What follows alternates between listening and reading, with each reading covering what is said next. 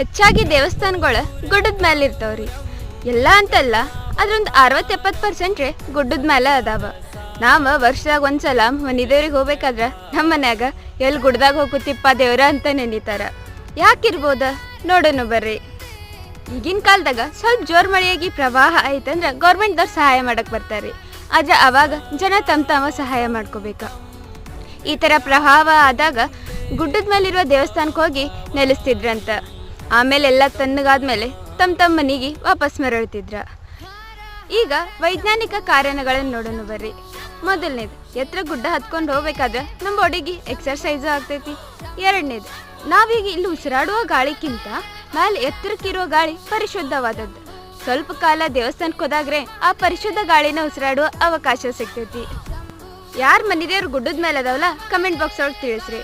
ಹಂಗನ ಈ video like ಮಾಡಿರಿ, save ಮಾಡಿರಿ, ಶೇರ್ ಮಾಡಿರಿ. ಧನ್ಯವಾದ.